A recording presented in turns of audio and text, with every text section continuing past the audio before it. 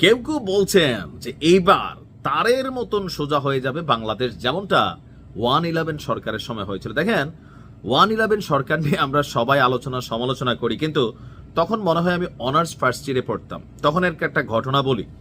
তখনকার আর্মির শাসন আর এখনকার আর্মির শাসনে বাংলাদেশের পার্থক্যটা কোথায়? তখন আমার এরকম বড় বড় চুল ছিল। যারা কুমিল্লা ভিক্টোরিয়া কলেজে পড়াশোনা করছেন অনেকেই তখন আমার চিনতেন। আমি চুলে ঝুঁটি করতাম। আর মানে এটা 2007-এর দিকে, যে সরি 8-9-এর দিকে 1-11 সরকার যখন আসলো। হ্যাঁ, তো আমি একটা চশমা ছিল MP3, একটা ওয়ালটন হুন্ডা ছিল। আমি একদিন পালপাড়া ব্রিজ থেকে হুন্ডাটা চালাইয়া চালাইয়া আসতেছি, ভাই মাঝখানে আর্মির গাড়িটা দাঁড়াইলো, মানে আমার সিগন্যাল দিল, চুল কাটার জন্য সোজা আলটিমেটাম দিল। এরপরে লাইসেন্স চেক করলো, নাই, পায়ের মধ্যে আমার ক্যাটস নাই, লুকিং গ্লাস খোলা, সামনে একটা পুকুর ছিল, বললো যে 3টা ডুব দিয়ে আসো। আমি মনে করলাম যে ভাই বহুত কাকুতি মিনতি করছি, কিন্তু 3টা ডুব আমার দেওয়াইলই। শুধুমাত্র আমি না, তখন হয়েছিল কি, বাসের ছাদে যদি কেউ যাত্রী নিত, সামনের ট্যাক্সি বা সিএনজিতে যদি অতিরিক্ত কেউ নিত, এইভাবে কিন্তু শাসন করতে, এক রিক্সাতে 3জন উঠলেও কিন্তু পিটাইতো মানুষ। এক ধরনের আর্মি বা ওই শাসন আমলটার প্রথম দিকে বাহবা দিছিল, কিন্তু আর্মিদের তৎকালীন প্রেক্ষাপটে প্রথম কিন্তু এই মহিউদ্দিন ফখরুল সরকার প্রথম দিকে মানুষের হৃদয় জয় করে ফেলছিল। অবৈধ স্থাপনা, বাজার পাটে যা আছে সব গণহারে ভাঙচুর করলো, একটা সময় ট্র্যাকলেস হয়ে গেল।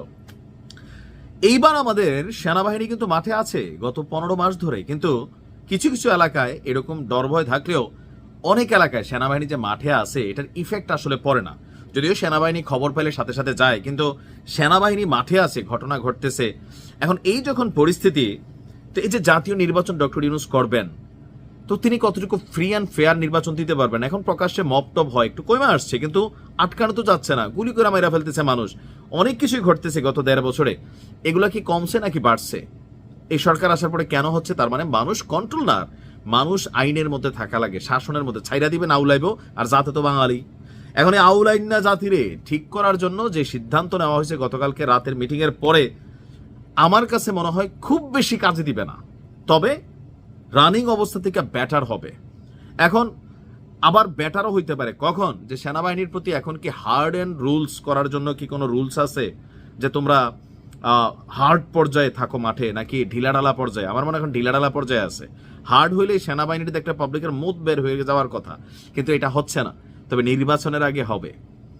একটা সুষ্ঠু নির্বাচনের জন্য মাঠে সেনা, নৌ, বিমান বাহিনী, আপনারা সকালে নিউজটা দেখছেন, যেটা বৈঠক হয়েছিল গতকালকে রাতে, 94,000 সদস্য 3 বাহিনীর আপনার নির্বাচনকে ঘিরে মাঠে থাকবে। এর মধ্যে আইন শৃঙ্খলা রক্ষায় 90,000 সেনাবাহিনী, 2,500 নৌবাহিনী, 1,500 বিমান বাহিনীর সদস্য মোতায়েন করা হবে। প্রতিটি উপজেলায় একটি কোম্পানি সেনা মোতায়েন থাকবে। আর আমাদের সরকারের পক্ষ থেকে আমরা দেখলাম যে আগামী জাতীয় নির্বাচনকে কেন্দ্র করে অনেক কিছুই এখানে আমরা আলোচনার মধ্যে আসছে। বাট আমার বক্তব্য হচ্ছে কি, গত 15 মাস সেনাবাহিনী যথেষ্ট সাপোর্ট দিচ্ছে। বাংলাদেশ দেখেন যতটুকু এখনো ঠিকঠাক আছে, অনেক জায়গায় পুলিশের পাত্তা দেয় না, সেনাবাহিনীর মানে হস্তক্ষেপ লাগে। আস্তে আস্তে পুলিশও তাদের অবস্থান শক্ত করছে, অনেক দিকে তারা ক্যাপাবল হয়ে উঠতেছে। একটু সময় লাগবে, একটা রাজনৈতিক সরকার আসলে এটা আরো শক্ত হয়ে যাবে। বাট এই সিচুয়েশনে যদি 94,000 সদস্য মাঠে থাকে আর তাদের হাতে যদি একটা পাওয়ার দেওয়া হয়, আমার ধারণা একদিকে এটা আমার ধারণা মনে হয়, বাট পাওয়ারটা দিতে হবে, পাওয়ার, সুপ্রিম পাওয়ার তাদেরকে দিতে হবে। কারণ আপনি ভাই বন্দুক দিয়ে রাখলেন, কিন্তু ওই যে উপরের অফিসারের কথা ছাড়া গুলি করা যাবে না, তাহলে তো আবার ঝামেলা। আবার গুলি করলো এখন ঝামেলা, যদি কেউ ভোটার বাক্স নিয়ে দৌড় দিতেছে, হ্যাঁ গুলি করলে তো পায়ে টায়ে করা রুলস আছে। বা এখন যদি না, প্রতিবার আপনি মেশিন দিয়ে রাখছেন, উপর থেকে পাওয়ার ছাড়া করে রাখছেন, তো লাভ হলো কি? বন্দুক দিচ্ছেন, ভিতরে ম্যাগজিন নাই। সেনাবাহিনী এদেরকে নামানোর পরে আছে অলরেডি যারাই আছে, বাট বাকিদেরকে সুপ্রিম পাওয়ার দিতে হবে। তাহলে আশা করি 94,000 সেনা সদস্য দলমত নির্বিশেষে বাংলাদেশে একটা সুষ্ঠু নির্বাচনের জন্য যদি কাজ করে সম্ভব। পুলিশ তো আছেই, এর পাশাপাশি র্যাব আছে, বিজিবি আছে, আনসার আছে, আরো কিন্তু ফোর্স আছে। তবে এগুলো হচ্ছে মূল যে থাকে না, যে মূল পাওয়ার বেস ক্যাম্প যেটা, এটা হচ্ছে এটা। তো আশা করি সবকিছু ঠিকঠাক থাকলে দেশের মানুষ সোজা হয়ে যাবে, নির্বাচনও ভালো হবে। বাট রাইট নাও যেভাবে সেনাবাহিনী ভূমিকা পালন করছে কম বেশি সন্তোষজনক, কিন্তু নির্বাচনমুখী ইস্যুতে সন্তোষজনক না। হোপসো তাদেরকে ওই সুপ্রিম পাওয়ার দিবে। দেখা যায় কি হয়। ভালো থাকুন, আসসালামু আলাইকুম।